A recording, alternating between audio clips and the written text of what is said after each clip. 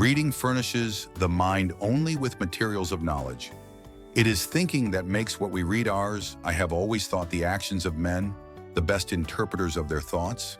New opinions are always suspected and usually opposed, without any other reason but because they are not common. The only defense against the world is a thorough knowledge of it. We are like chameleons. We take our hue and the color of our moral character from those who are around us. Parents wonder why the streams are bitter, when they themselves poison the fountain. Education begins the gentleman, but reading, good company, and reflection must finish him. Being all equal and independent, no one ought to harm another in his life, health, liberty, or possessions. To love truth for truth's sake is the principal part of human perfection in this world, and the seed plot of all other virtues. Revolt is the right of the people. No man's knowledge here can go beyond his experience. There is frequently more to be learned from the unexpected questions of a child than the discourses of men. The Bible is one of the greatest blessings bestowed by God on the children of men. It has God for its author, salvation for its end, and truth without any mixture for its matter. It is all pure, all sincere, nothing too much, nothing wanting. So that, in effect, religion, which should most distinguish us from beasts and ought most peculiarly to elevate us as rational creatures above brutes, is that wherein men often appear most irrational and more senseless than beasts themselves.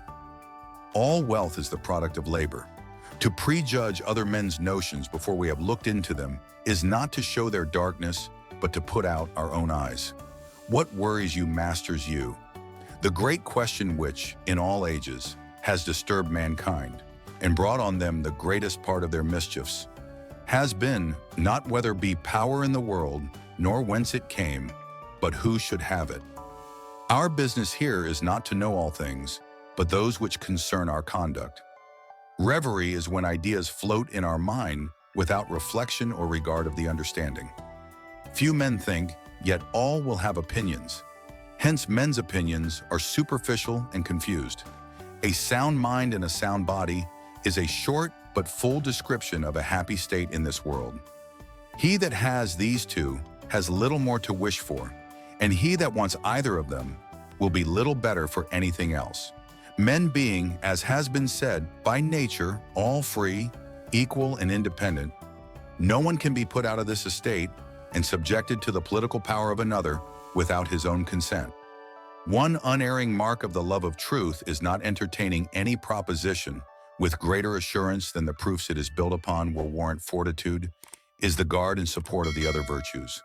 Nothing is in the intellect that was not first in the senses.